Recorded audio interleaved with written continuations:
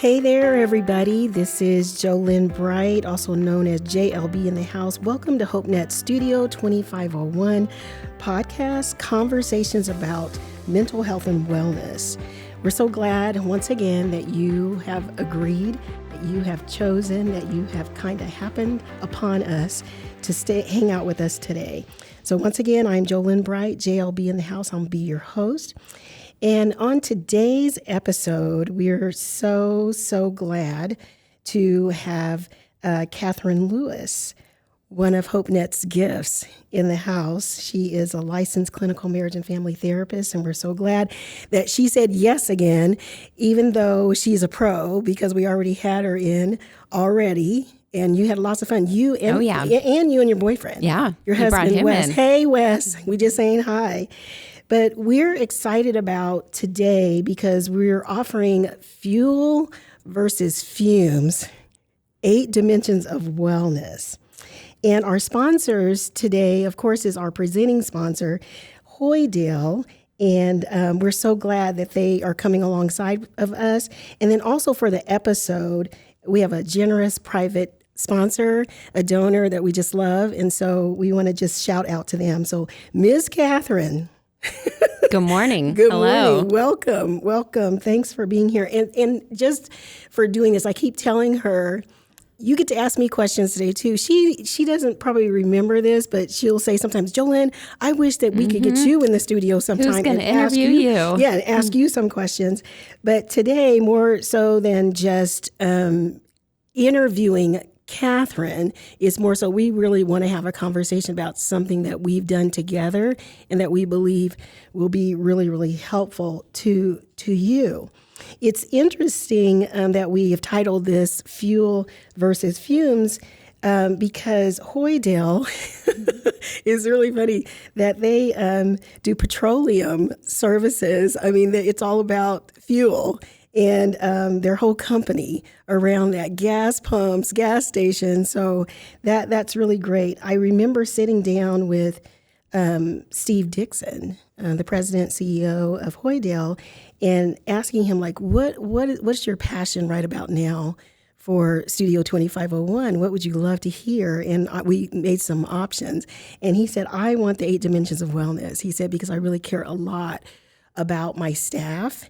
And so just helping them and to be the best, to bring their best self. So we want to shout out to Hoydale again, just for that, to say thanks for picking this and making us land on this. So Katherine, I'm gonna tell on myself. Can I tell on myself a little bit? Go for it. Yes. So people may not know this. Some people know this story, but just to kind of help us lead into how we got here and how you and I sat together and some other staff, we sat together and walked through this to be a help to us. But in probably about a quarter century ago, I went to an annual exam. You know what I'm talking about. Yeah. Okay. And all I want to do is just get in there and get out. Tell me I'm healthy. That's it. And I just remember my doctor, I love her, Dr. Terry Ernst, and she was a blessing. And so she touched my neck and told me to cough. And so I coughed and she said, do it again. And then I said, she's trying to find something wrong with me. Ain't nothing wrong with me. Now remember, I've never been in the hospital. I'm not sick. Are you with me? I'll just tell you, one of my mentors asked me one time, Jolene, do you think you're perfect? You know I didn't answer that. How are you supposed to answer that? I don't know. So the thing is, like, there's nothing wrong. There's nothing wrong. I just keep saying there's nothing wrong. And then all of a sudden she said, I think you need to see a specialist. Well, what I didn't know is this specialist also happened to be a surgeon. Oh, wow. Okay. So I said, yikes, I don't want to see a surgeon. And so when my husband and I go to this other doctor's office, okay, he sticks this long old needle in my throat. Okay. Oh my goodness. And all, okay, now you know Galen. Okay, Galen's over on the side. He's trying to be supportive, all that. But the next thing I know, he is like you're crawling up the wall or trying to get out of that room. But he hung in there. And the surgeon said, I think maybe possibly that your thyroid needs to come out. Wow. Wow. That's huge news. I know. And I'm like, okay. So he leaves the room. Galen and I say, get over here. We're going to pray right now. Please don't let it come out. Please don't let it come out. Well, the guy comes back in and he says, it's got to come out. 2 weeks later, I'm in surgery. And he said, now remember, and this is for all of us to kind of know, I didn't know this. He said, but our thyroid looks like a bow tie. And he said, I think there's something on one side of the bow tie, but he said, if I get in there and there's something on the other side, I'm going to take the whole thing, and it's possibly cancer. So that's why I want to hurry up and get this over with. So anyway, I go into surgery 2 weeks later, and when I awaken, there's a recovery nurse, and I say, half or whole. I had the wherewithal to just ask half or whole, and they said whole. Wow. And so I'm thinking, so this single tear starts running down my face, and I'm just ready. But the surgeon comes into my room and he says, Jolyn, I do not believe that it's cancer. He said, I just strongly, it doesn't look like it. I'm just trusting that it's not. And so he said, but I do know one thing. And Katherine, being a therapist, you know when these words come out or when we see it. He said, I know what caused it. And the growths on the nodules on your thyroid, and I know how long. Wow. I know the onset. And I said, okay, please tell me. I mean, wouldn't you be saying, tell me right now, what is it? Because I don't want to keep doing that. And he said, it was stress. My goodness. He said it was stress, and it's been growing for at least 2 years. Wow. And so I reflected on my life just a little bit, just to say, what in the world has been going on for the last 2 years. And the thing was, I knew that I had been supervising 19 people when I probably should have been supervising 12.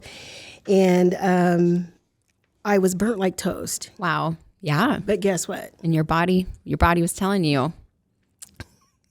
My body was screaming, girl. But let me tell you something, okay? You know me pretty well, okay? We've been hanging out together. I kept it a secret. So no one knew. Nobody knew. That you were burnt like toast. Nobody knew. Well, probably my husband. But I kept on saying, I'm trying to save the world. Like, I'm okay. And my name ain't fine. Jesus. It starts with J, but it is not Jesus, okay? It is Joe. You are telling on yourself this morning. I am telling on myself. And the thing is, I believe that I was running on fumes and had run out of fuel. And I don't know if you know what that's like. Oh, yeah. Yeah. But I remember you telling me a story. Yes. About, yeah. Tell us. It's a very literal story, literal about running on fumes. But I know, I hate to trash my first cars that I've had. Don't Some do it. lemons. Don't do it. But I had one that was a hand-me-down. All my first cars were hand-me-downs from brothers. And I had one, and I was driving down North Woodlawn when the power steering started to go out. In Wichita, Kansas? In Wichita, Kansas. Now, Woodlawn is a pretty major street. Yeah, okay, and I'm Wichita. a teenager, and I look at everything seems normal. My gas gauge says I still have, I think, like 3/4 of a tank, but I'm losing steering, the car's acting funny. So I use all my muscles, and I get myself into a parking lot at Home Depot and call my dad up, and I'm like, I don't know what's going on. The car quit working, and he's telling me. He called your daddy? Yeah. I don't know what to do. He worked nearby, and so he's telling me, you're out of gas. I'm like, no, I'm not out of gas. It doesn't show that. He comes to get me, and he says, this gas gauge is broken. You can't trust it. Okay, but had he told you that before? I love to say he hadn't, but I don't know that my memory serves me. I don't recall hearing it, so I went off of the gauge that never went down, which is a little sketchy. Yeah. But it never occurred to me to think, this gas gauge is never going down. There might be a problem here. But I ran out of gas. I've never run out of gas since then. So the thing is, like, basically you were running on fumes and had no clue. Had no idea. I didn't know. Oh, but okay, even like, let's join our stories, okay? Yeah. The thing is, you look good in your hand-me-down car. I did. Okay, and it looked like you had 3/4, but you didn't have nothing. I didn't. Until the steering gives up, it gives way, all of that, and you got to call somebody for help. Yeah. Run out of gas. But you know what? You know what, Katherine? There's a lot of times that happens in real life. It does. And we don't call for help. And that takes me back to, like, you know, we look good, we smell good, we have college degrees, all of that. And the thing is, people think a lot of times that we have all the answers to their problems. That's why they come to see us, so that we can help them travel maybe a difficult time or whatever. But I just remember too, I'm going to take us back and then lead us into the 8 dimensions. But I just remember, probably everyone remembers what was going on March of 2020. And as I was driving in today, I thought about, it's exactly almost like a little bit past the day 3 years ago. Yeah. When we had to deliver the news, or the news was delivered to us to say we're going home because of a pandemic and that there was a stay-at-home order. And so we went home. Can you believe it's been 3 years? I can't. I remember packing up all the things. And the crazy thing is that what I loved was that before staff ever went home, therapists, administrative staff, those in engagement, we had done something with our staff, and we said, we want you to have self-care plans. This is before we ever knew a pandemic was coming, or that there was anybody being sick or anything like that. And I just remember people creating their own, and I'm so glad that we did. However, while we were gone, do you remember this? Do you remember the quarantine questions? Oh, yes. Yeah. So in supervision, we would Zoom, or, you know, we'd be on Teams, and I say, I have a question, I have the quarantine question, or I do scaling questions with you. And I think it got to the point where you tell me what that felt like. What did that feel like to be asked that every week? I would get excited because you would just change it up. You'd come with any kind of question. So it'd be like, what's your quarantine question? I want to hear what you want to know. I asked you guys one week, what song is your soul singing this week? I remember that. And everybody was all over, all genres all over the place. Yeah. Okay. And then I remember there was one question that really kind of stumped people, but great answers. And it was, what have you learned about yourself that surprised you during this time? Yeah. And of course, everybody has different answers. I just love that. But I think what do questions do? What do we say questions do in the therapy world? Questions make you stop and think. So it uses your brain in all sorts of ways. Mm-hmm. And if you've gone clear south, or look, I don't know if that's southeast, where once you've gone left, okay, it will help bring the brain back online too. Yes, especially open-ended questions. So you weren't asking yes or no's. Absolutely. So we had to stop. I know I would have to stop and reflect and think. And I'd say, oh my goodness, I haven't thought about that. Mm-hmm. You're always so funny, though. You're a thinker. I am. We give you a hard time about it, but the thing is, that's what makes you a gift in the house too, is because you are one of those thinking people. And so, just listening to what people were talking about, what surprised them about themselves. But then there came a time when we got to come back together. And I don't know if you remember this, but the first time I even saw you in supervision, you're at that table over there in your chair. You were surprised I had legs. I know, it was like weird to see you. It was almost like overwhelming because I had seen people on the screen for so long, but we got used to that. But the one thing that was important to me as a leader for the staff was that I felt like us going home and being home that amount of time, that it was our finest hour. I think that God just knew who to have on board at the time, and that they would do well. And so when you guys got home and then it was time to come back, I said, I want them to maintain their gains. I want people to still be doing well. And that thing about be well, And so thank God for the self-care plans, but we took it up a notch and we pulled out the 8 dimensions of wellness. That is actually nothing that we created. It is actually SAMHSA. And SAMHSA is the Substance Abuse and Mental Health Services Administration.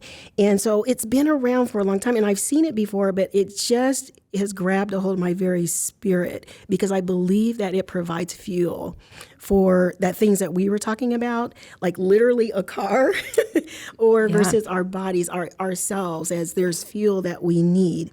And so I want you to remember this, that the 8 dimensions are just coming forth to you to provide fuel to realize and mobilize your purpose and passions optimally. Can I say it one more time? Say it one more time. Say it one more time, Jolyn. Okay. To provide fuel to realize and mobilize your purpose and passions optimally. That's and you can come up with whatever else. I mean, if we want to call it something else, but we're going to walk through each one of them, and so I'll call them out. I'll call out the all 8, and why don't I call out the first 4 on this, and well, I'll do all 8. Okay. Sounds good. And I'll do all 8, and then we'll take them apart. Okay. So there's emotional wellness. There's financial wellness. Y'all start grinning because y'all know that's the favorite thing I'd like to talk about. Social wellness, spiritual wellness, occupational wellness, physical wellness, intellectual wellness, and environmental wellness. That's all 8 of them. And so we're going to kind of march through those today. And let's just start out with emotional wellness. And will you just kind of like highlight what is emotional wellness? Sure. Yeah.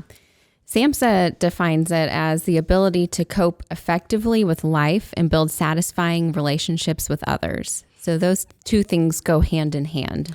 Yeah. And the thing is, I think sometimes we just think emotional is just our mind or whatever. Yeah. But the thing is having relationships and being able to cope with life in itself. And the thing I want us to do this, let's practice this real quick so that people can get a taste of what we did when we brought these. So I said, okay, you guys, we're going to walk through these and we're going to start with emotional wellness. And I said, Katherine, I want you to kind of not grade yourself, but I want you to kind of rank yourself 0 to 10. And 0 to 10 on how well you're doing with this definition about being able to cope effectively with life and also building satisfying relationships. 0 to 10. 10 being, I'm rocking the world. I got it going on. Okay. And 0, I need prayer. I need a lot of help. Yeah. Okay. Help me out. And then what I would say to you, and I'm going to say to you again today, because we can even check this out today, to say, okay, on a scale of 0 to 10, where do you fall? And listen to this, Katherine. You don't have to tell me your number. You don't even get to tell me your number. That was helpful. Okay. And so you said you got your number? You got it in your head? Got my number. You got it today? Okay, got it? Okay. And so then I'd come back to you and I say, Katherine, what would it take if you picked 6? What would it take to get to 7? What do you think would need to happen? And so even right now in this moment, like if there is whatever number wherever you were, is there one thing that you think about? I need to do blank. Mm-hmm. Yeah. You want to share any of that? Sure. When it comes to emotional wellness, I think what's great about the scaling is it makes me think 0 would be not only running on fumes, but you turned into the parking lot. You pulled your keys out and you're going, I don't know what's wrong, but I'm not even moving. No. And forget that you have a daddy to call. Exactly. Who's your daddy? So that one step, because we all, at least for myself, I tend to think of the hundreds of things I ought to be doing. I'm doing so poor or so bad in this area. I need to be doing all these things. But that question says, what's that one thing that you can do today or right now that would help you to grow in that wellness? It helps you to scale it down of, let's bite off one little thing, put one thing on your plate. Just one. And, as people are listening, even today, and that was important to you and I to say, we don't have to be perfect at all those things. Yeah. And what is your one thing? And just as you're listening to us, pick a one thing that you would like to do. Because the thing is that as they're listening to us, I really believe, or watching us, they're thinking, I want some people to think, I got it going on. That is good. I'm good in that area. I really feel really nice that I feel like I'm well there. Yeah. And then there may be an ouch, or, at another dimension that we go through, and you say, ooh, that one, thanks for reminding me of that. I need to begin doing that again. Or there's that person that says, I've never heard of any of this. I don't even know. Like, maybe that would help me. Just pick one. Don't be overwhelmed by everything. And for me, it feels like it's something that's a reminder every day about this, because I may not need intellectual wellness every day, but just today, maybe there's something I need to pay attention to, what maybe is going on in my heart or something like that. But some things that people can do is just engaging in regular leisure activities, and whatever that is for you. What do you get to do when you just have some downtime? Or what do you like to do for fun? And I like to bring up this. One of my mentors told me, he said, the anticipation is the joy. Like I love that. It's all the building up to. And one thing that we had in the self-care plans, I don't know if you remember this, but it's like the last line on there. I always ask you, when is your next blank? Do you remember what that is? Vacation or time off? Yes. Yes. Okay. Yeah. What did that feel like to be made to have something written down? It was very helpful for me, because I'm somebody who thinks that I'm running on fuel. I feel like that metaphor of the car really sits well with me, because I need somebody to say, hey, think about this thing. I wouldn't be one to schedule a vacation easily on my own. I would love to look forward to one once it's on there, but I'll just let time go.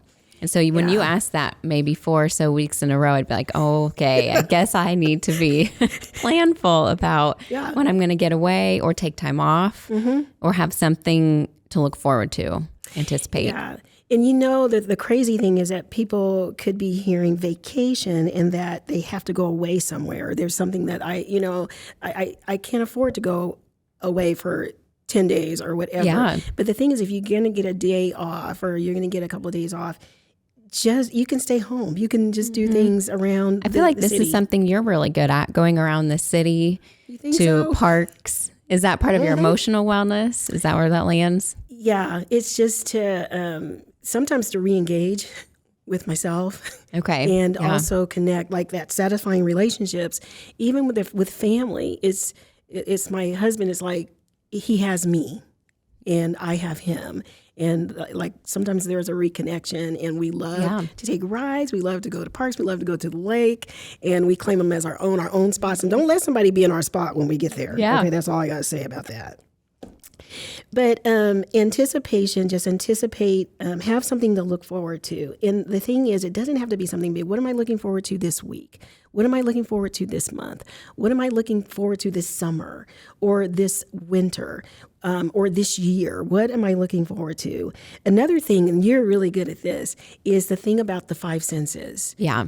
Talk a little bit about that. Like, how do you encourage people to do that? Yeah. What does that look like? I think I learned this twofold. It helps me personally and adults, but also having kids. It's something that I can engage them with to help teach them the multi-sensory experience of being a human. We need a lot as humans, and we're created with so much ability to read our environment through our senses. Oh, wow. And so it helps us to engage, kind of like a question engages our mind. The 5 senses help us to engage our present place and to really settle in and be there. And so emotionally, that sometimes can be overwhelming, because if you're well emotionally, it may be that you're tuning in that you're really sad or you feel a lot of grief or anxiety. And using your 5 senses can help you to lean into that without maybe overflowing, bubbling up, exploding like a volcano. It can help keep you at least grounded in that moment. And if it's a positive experience, say you're at the lake with your husband, or you're just kind of breathing in like, this is amazing, I love this, then taking your five senses and really activating them as a way to kind of collect that memory. Think of it like, put it in a jar. I'm going to keep this one so I can remember it for later. I love that. Sometimes, and I would even encourage the people right now listening to us is like, what do you smell in your environment right now? What is the taste in your mouth right now? Maybe you just eating some food or eating a piece of candy or something like that. But what is your mouth? What do you taste? Or are you tasting right now? What are you touching? I mean, like I'm touching this studio desk right now, but I mean, when I really spend some time with it, I feel the grain and all of that in it. And then what do I see? Begin to notice what, I'm in this room all the time, but what am I seeing? And then what do I hear? What do I hear? I love that we have headphones on because the thing that really is key in the studio is that I just hear your voice. It's true. It drowns out all the things. It drowns out all the noise. But also people can use like music and food and candles and also your pets, just stroking your pets or spending some time with your pets, watching movies and sunsets or sunrises.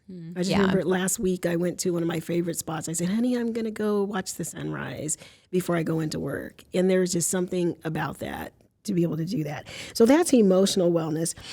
I'm going to just bring up financial wellness. I pray I don't get on this and get all passionate and stuff like that, but yeah.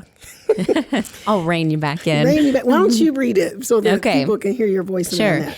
Financial wellness is a feeling of satisfaction with your current and future financial situations. Current? And what? And future. And future. Yikes. We like to not think about that one. We're not going to be around here.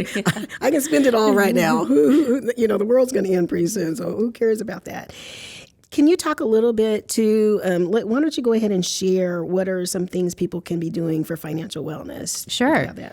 So it can be helpful to have a spending plan, a plan on how you how you plan to spend your money. So this is you telling your money where it's going to go instead of your money telling you where it wants to go. Okay, we should get people to just repeat that wherever you are with it. We should just say the words spending plan.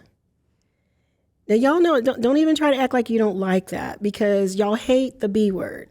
Okay, when we say budget, then you're mad at us and you're ready to turn off the podcast. So spending plan, I just think it's just a great way to phrase that and put it in a come up with way. your best idea of where you'd like your money to go. Another one would be to avoid or pay off your debt so you don't have that burden on your back. Utilize free community resources. Did you say free? Free, yeah. Yes. Like the library?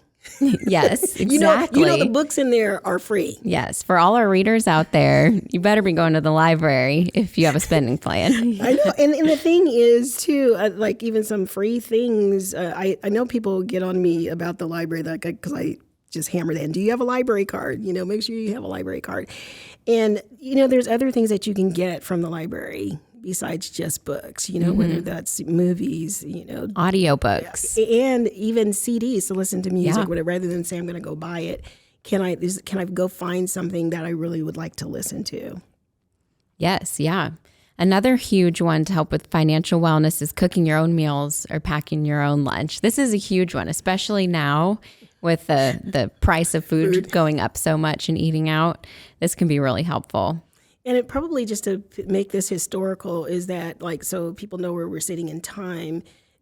March of 2020 is when we went home. We're now 3 years out, and it's March of 2023 when we're recording this. So if you're listening to this 20 years from now, you'll know where we're at, and you're like, prices of food is high, or what?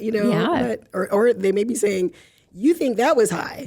Okay, come talk about high.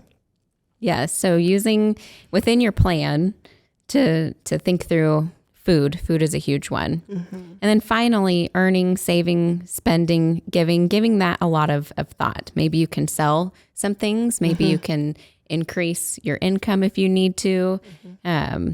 Thinking about when or where you need to set aside for savings. I know it can sound like a lot to think about, but a plan can feel very relieving. And I always tell people about getting out of debt, I don't know. That was not a storyline for me. I just thought everybody in the world had debt. And so that was just a way of life, especially living in America, that, and when people start talking to us about, you could get out of debt, I'm like, y'all are crazy. Let's not talk about that until we entered a journey. And I just remember when Galen and I got married, we were old when we got married because we had been waiting for a long time. We was waiting for him to come, please come. And when we finally got married, between the two of us, when they said, this is Mr. and Mrs. Galen Bright, turn around, we're grinning, there's 400 people at our wedding because they've been waiting for us to get married.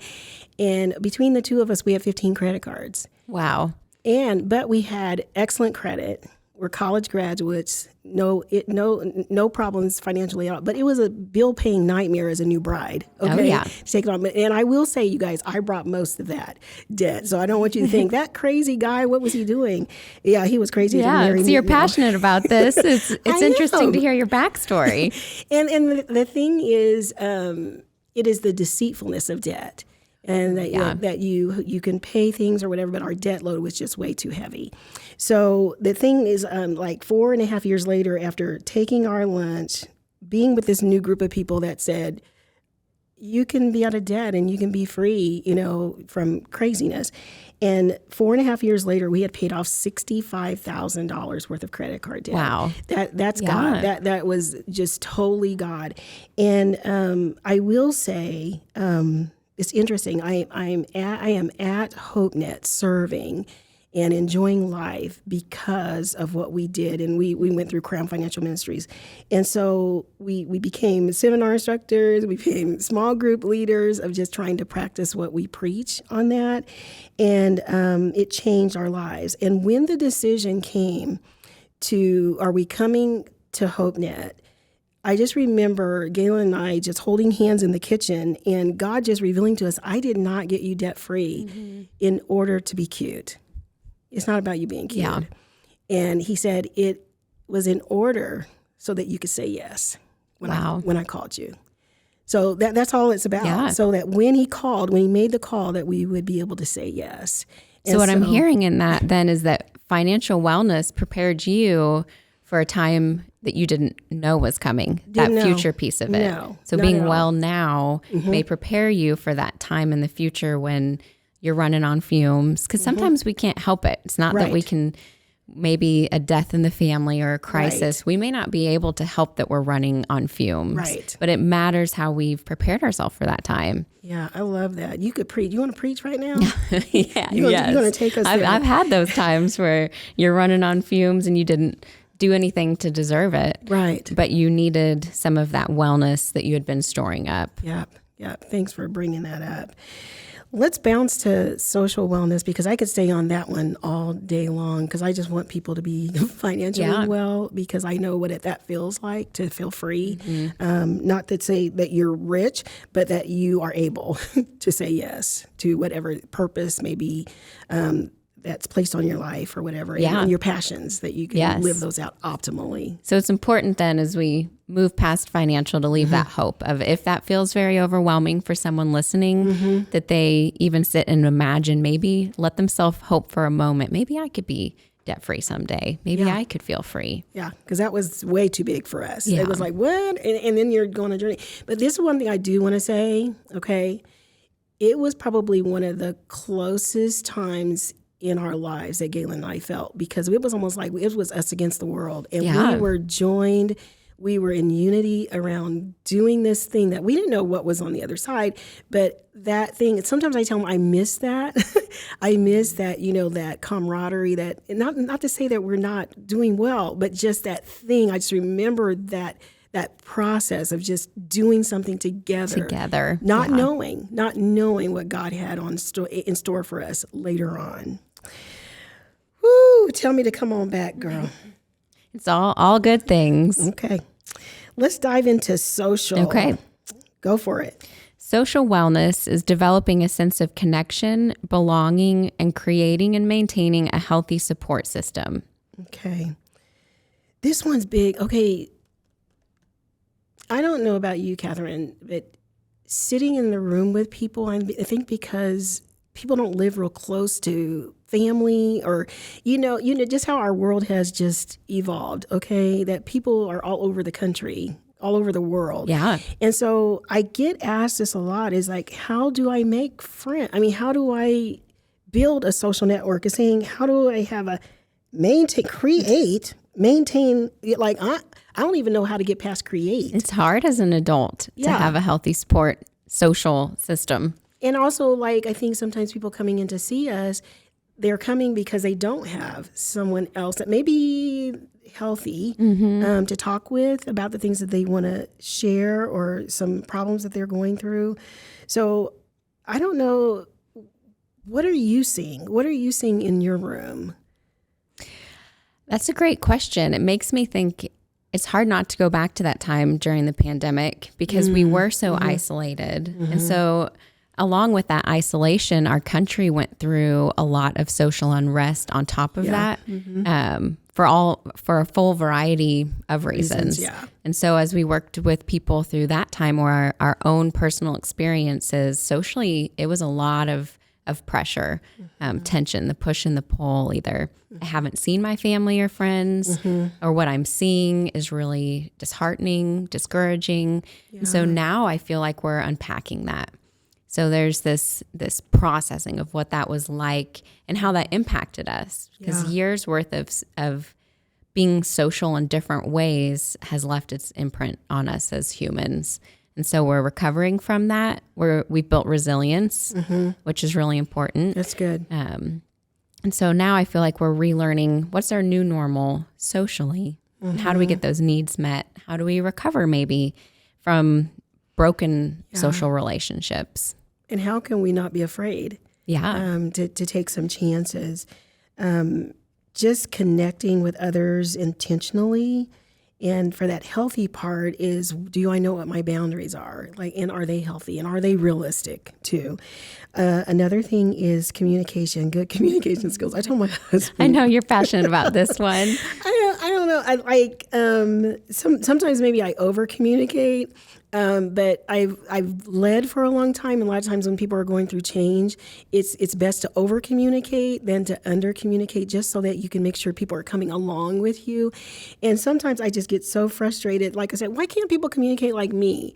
And I'm like, the Holy Spirit says, who thinks you got, why do you think you got it going on? You know what I'm saying? But just making sure that we're communicating well, who, what, where, when, why, how, all of that just kind of helps in using that. And not assuming that somebody knows what you're thinking or what you want to say or that type of thing. Because I think that's very important. We can all be guilty of that, especially in relationships or even with our children, that type of thing. Like, well, didn't you... You know what mommy wanted you to do, didn't you? Or whatever. Being genuine and authentic with ourselves and with other people. This one's very important for me because I, as a thinker, sometimes I have to stop. And because I need to stop and think, if I skip that piece, then I'm not being genuine with myself. And then I'm for sure not being genuine with others. So having people in my life who know me really well and are willing to give me some time to sit and think, because I think that's very important to know where you are truly at, genuinely yourself, so you can give that away to others or ask people to step into that space with you. Yeah, that stopping and thinking part. Treating others in a respectful way. How are we doing? Like, I may treat everybody at work with kindness and all that, but when I go home, am I just as kind, just as sweet to my spouse or my whoever's in the household with me, my roommate, my kids? Who am I sharing space with? Am I being just as kind, or do I feel like I get a pass on to not be kind with certain people? With certain people, or on social media. Don't be talking. Don't you even go there. Don't you go there. I had this thing about. It was another therapist that says you got to find out what ponds people have, like PONDS, my ponds. Where am I doing life? And so there's some natural places, and maybe even, Katherine, can you suggest some ponds that people just are naturally happening or where we kind of collect in. Yeah. We have work. That can be a big one. Our friend group that we choose to spend our time around. Organized activities. That could be hobbies. That could just be something that you plan to show up at. Our faith communities. Family. Family's a big pond. It's a big pond. Yeah. Social media platforms. You may not gather there in person, but social media is a big pond. It is a big pond, and not everybody on there is your friend, okay? But the thing is, there can be purpose and meaning. There the can groups be. that you're with. What about like civic groups, your children? This is really key because your children have their own ponds. Like they may be in chess club or they may play some sport or whatever, and you're going to attend those things, but they have parents. The other kids have parents that maybe you can connect with. Yeah. And that's big, okay? It just kind of expands. And then someone even told me, like, what about going to the gym? Like, there's somebody that's always there at 7 o'clock in the morning. Yeah. Is that my new Your gym pond? buddies. I know. Now, y'all don't be trying to go scope out, and we're not trying to do no matchmaking thing going on here or anything like that.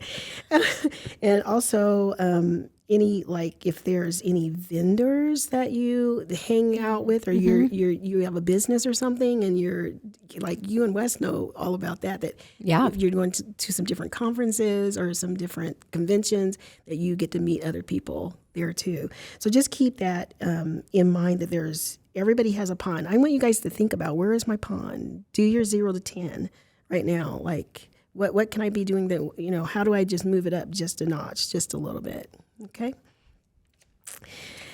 Our next one is spirituals, number 4 for our day here now, and discovering and expanding our sense of purpose and meaning in life related to our values and our beliefs. That's a mouthful. Yes. Because now, Katherine, some people may think that we're going to automatically start talking about you got to go to church to do that or something like that. But spiritual is so much bigger than that. And God wants it to be so much bigger. Yeah, it's acknowledging that you're a soul. A soul. Yeah. Yeah. Isn't that good? What comes to your mind? Like this whole spiritual one, like, and I said 0 to 10, Katherine, what are you thinking here? For me, those 2 words, the values and beliefs, are really important for myself when I gauge this for myself, or if I'm gauging this with my clients. Right. Because I believe if we are not living in line with our values and beliefs, then we have a gap between who we want to be and where we actually are. And that gap can bring on depression or anxiety. Okay. It can bring on a lack of wellness in these 8 areas. And our values and beliefs is kind of how we live out our spiritual life, of how we are deep in our soul, what really matters to us. Yeah. And I our friend, Michelle Martin, she has a lot to say about this purpose and meaning kind of thing as being a coach. She's in the house at HopeNet, and we were talking about this, and she talked about, values and beliefs, we kind of gather them along the way. There's some things that our families pass on to us, and then we kind of test some of that out. Like, is that really something that I value, or is that something that I believe? But it's along the way. We don't just kind of come out of the womb, with those, and our experiences help us with some of that too. Some things that we can do, and purpose. Okay, can I just have that conversation with you? Yeah. And Michelle can beat us up later about if I mess this totally up, but there's one day she just say, Jolene, do you believe that purpose and calling are the same thing? Because a lot of people say, I feel called to this work, or I feel called to do whatever. And she gave me a different word. She said, there's lots of invitations that we get in life.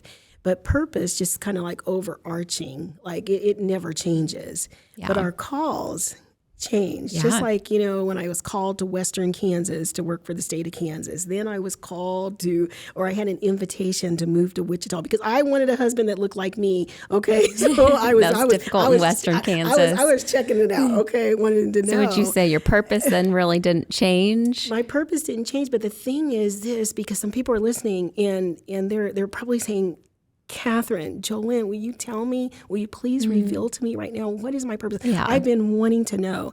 And I really believe that over time, I really believe that my purpose is to offer and give hope and encouragement to people. I just believe that's my overarching. Yeah. And that may seem vague or whatever, but I've had opportunities and invitations to do that in different ways, to sit with people. Yeah. To sit with, no agenda, and just what comes out of that. So I imagine that helps you guide some of your days, some of your behavior of, does this fit with my purpose or my mission in life? I almost got the stank face on you on that one. I'm like, Yes. Yeah. It's like, yeah, but the thing is, I'm older than you. I'm a generation ahead of you, and so therefore, I believe that there's an invitation to be a cheerleader. Yeah, I feel that from you very much so. Yeah, and the thing, can I tell you? Are you ready? Are you ready for this? Okay. A cheerleader never goes and touches the ball on the football field nor on the basketball court. We sit on the sideline, we're yelling, we got pom-pom, we're just encouraging people to do their best, and we're like, or I'm yelling like, no, they're over there, no, go this way, But you're not on the court. I'm not on the court, but the thing is, I've had a lot of time touching the ball. And so to sit back and to say, I get to be a cheerleader, that's a great thing that it helps me to fulfill that part about encouraging and offering hope in this season. So we all have different seasons. So I love that. And I love watching your season. And I'm thinking, she's got her hand on a lot of balls going on. Sure enough. Whether that's at HopeNet or whether that's in you and Wes's business, whether that's with your children, your family, your friends, your church community. Are you with me? Yeah. Okay. I just see that and I'm like, man, I'm glad she has all that energy. Yeah. But so this reminds me of, I don't know how the actual words, but I think of a hamburger. I don't know if we've talked about this, not the food hamburger, but the thinking of spiritual mentors, or you could find mentors in different spaces, but who is filling you up? Who's asking you those hard questions like you ask us? Who's already been there? Yeah. And then there's myself. And then who am I investing in? Even though I am in the midst of it all, sometimes I feel like, who am I to invest in anyone? But maybe there's a mom with a baby who's getting no sleep, or that high schooler. I've been there before, or even my own children who that spiritual sandwich or hamburger. Love that. Because that's very protective. And so you are a lot of people's cheerleader, investing in them and your wellness and your vulnerability, even though you're J for Jolynn, not Jesus. But you're appropriately open about some of your failures, and that helps people like me look at you and say, okay, if she was protective of these parts of her life to get where she's at, then I can be aware of those things too. Good. You're going to make me just want to stay here all day, but we can't. We can't stay here all day. Yeah. Some ways some people can fill their bucket too, fill their purpose buckets, like through volunteering, and then also slowing down enough to like do some self-reflection. Where's the quiet space? Where's your spot? And some moms or even dads may say it's in the bathroom, when kids are knocking or whatever, but where do I get to be curious, playful, or find a place of solace? Where is that for you? Prayer and meditation is a big part of that too. Just some time alone talking to the Father. I love that. Spending time in nature. My husband and I were always like, let's get out. And you guys, for those of us who work in offices, we really should think about this. How often do we get out and really breathe natural air? We sometimes need to be intentional about that. Yeah. And then this be still and slow down. Yes. And the thing that you talked about, you being a thinker, is that you said something, I have to stop and think. Like, I have to slow down. I have to pause and think. Yeah. Well, some of us are going 100 miles an hour, and we don't think to slow down. And I just remember our friends, they came and did a podcast with us for Studio 2501, Stacy Winter and her brother, Clayton. they came and talked about this book called The Ruthless Elimination of Hurry. And I was like, yeah. Don't talk to me about another book to read, whatever, you know. And then they just kept on punching it. And finally said, okay, I'm going to read it. That book has changed my life. Okay. It is The Ruthless Elimination of Hurry by John Mark Comer. And the word ruthless is like to show no pity or compassion. So that thing about hurry, and we just think about it, Jesus was never, ever in a hurry. Never. When we really stop and think about it, he was never in a hurry. It's just like when Lazarus died and like, hello, your friend is sick. Now he's dead. Okay. Where you been? Okay. And he waited 4 days to get there. He was not in a hurry for anything. And I just know Dallas Willard, that quote comes from him, is to ruthlessly eliminate hurry from your life. And you say, what are some things I can do? Drive the speed limit. Get in the slow lane, drive the speed limit. Get in the longest line at the grocery store. Ooh, that's a tough one. Where you think about this, Katherine? Where are you going? Where are you trying to get to? And sometimes people are trying to get somewhere, but the thing is, like, I'm just going to get home so I can put the groceries away. Get the groceries away. Put them away. I'm like, okay. Yeah, you can tap into that. Use your 5 senses in the grocery store line. Slow yourself down. So you don't lose it. Yes. So you don't lose it. We do kind of act like that waiting is like a crisis, where we can just sit and say, you know what? I'm just waiting. This is okay. I love that. I've never heard that. He said, we act like waiting is a crisis. Yeah. It's like we're fidgety, like we need to run away. We're just in the grocery store line. Okay. Can we breathe? Yes. For a minute. That was the first 4. Mm-hmm. Okay. And we're going to dive into the next 4 too. But I just think that there's first 4. Just breathe, everybody. Mm-hmm. Just take a breath. Know that you're okay. Yeah. Pick one thing. One thing. Think about 0 to 10.